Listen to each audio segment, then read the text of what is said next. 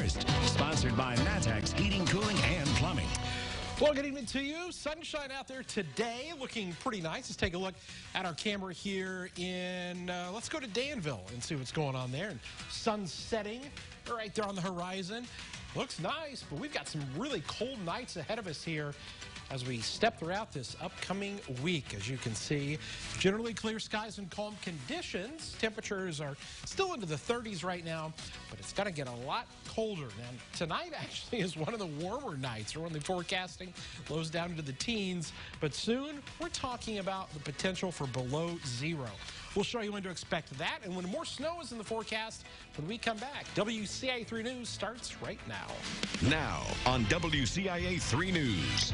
There are several variants of COVID-19. Which one is now in Champaign County? And also tonight, some fights happen in parking lots. This one exploded at a store, and it was all caught on camera. And COVID did more than cause problems for businesses. It also slowed sports betting. Why that's no longer a problem. You're watching your local news leader. This is WCIA 3 News at 5. As soon as your turn comes, get the vaccine.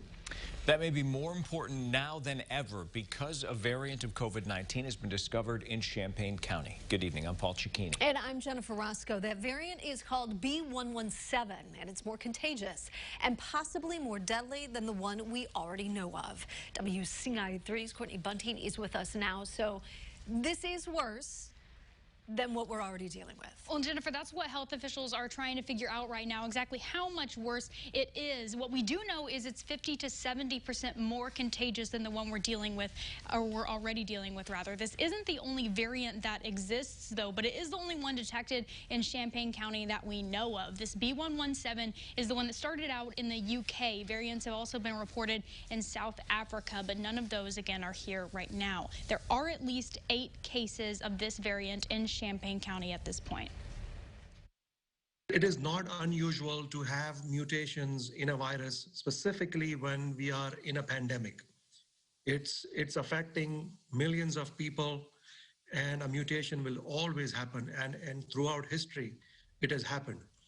Now, the health officials are trying to figure out how much more deadly this new variant is. They say right now it looks to be about just 2 to 3% deadlier. The other question is, how effective are the vaccines we have right now against this new strain? What we do know is that both Moderna and Pfizer have confirmed that their vaccines will both work against it. I got Moderna today, so good news. Good for you. All right, thank you. We also checked in with other counties in central Illinois. Macon County officials say they don't have any reported cases of the variant, while Vermilion County has 1 reported case right now. As for the latest COVID numbers statewide, Illinois has averaged more than 44,000 vaccines given per day over the last week. So far, they've done more than 1 million shots. More than 227,000 people are fully vaccinated. More than 2,300 new infections were diagnosed, however, in the last 24 hours. 47 more people have died since yesterday. The state's positivity rate is holding steady at 4.9%. If you're considering sharing your vaccination on social media, you may want to think twice. Leaders at the Better Business Bureau in Central Illinois say it could put your personal information at risk. The BBB president says vaccine cards could show your birthday or medical record on it. She says you could add a filter to cover that information or share a different picture. She says you should also check your privacy filters and know who can see your personal posts. Identity theft is still a prominent problem here, and anytime you're exposing yourself to the public with your personal information, you're putting yourself at risk. Some scammers in other countries are making fake COVID-19 vaccine cards. Employees at one store were left with a huge mess to clean up after a fight broke out. It happened at the Walmart in Champaign on Prospect Avenue. WCIA 3's Abigail Metch is live in our newsroom. Abigail, do we know why this even started in the first place? No, Jennifer, we don't, but people who were at the store say they were worried that the fight would turn into something even more violent, and they feel bad for the employees who were left to clean up the mess. This is video of the fight. A customer sent it to us. It broke out near the bakery department. Several workers tried to de-escalate the situation. Some shoppers ran towards the commotion, but others were scared to stay in the store. We might as well get out of here because, stuff like this, it leads to shooting. So we hurried up and ran out of the store. Like, I was frightened. Like, you never know what could have happened. Lots of items in the store were damaged or ruined before police arrived.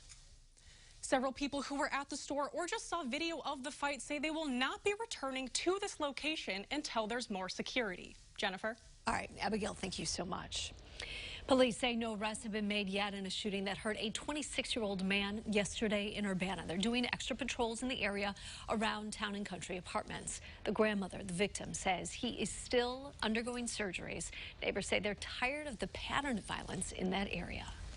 Here's an update on a shooting that started after police say two groups threw garden gnomes at each other. Urbana police arrested a married couple from Mattoon on Saturday. Leon Peacock is charged with unlawful possession of a weapon by a felon, mob action, and aggravated discharge of a firearm. This was his 28th arrest. Lydia Peacock is charged with mob action, and police say she drove her husband and others to and from that crime scene. No one was hurt in the fight.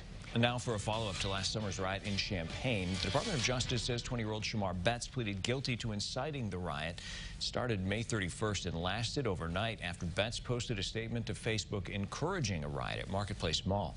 A large group broke windows at businesses there. Betts also made a Facebook Live during the riot. Around 50 businesses were either vandalized or looted in the Champaign area. Tonight, the Danville City Council is considering a big upgrade in firefighting equipment. It's for 45 self-contained breathing masks and air tanks. The bill is more than $360,000. A grant is paying for it. The chief says this equipment is a lifeline for firefighters. It keeps them from breathing in cancerous fumes at a working fire. There are so many types of cancer that not only are you breathing that into your lungs, as well as things that you're absorbing in your skin. So obviously anything we can take out of that picture with an air pack and new air packs and the breathing air is just that much better. He says that kind of equipment lasts about 15 years. It's something we all get and we all hate, robocalls. What the state is trying to do about it. Every day. Plus, sports betting didn't have the best start in the state because of the pandemic. We'll tell you what saved it.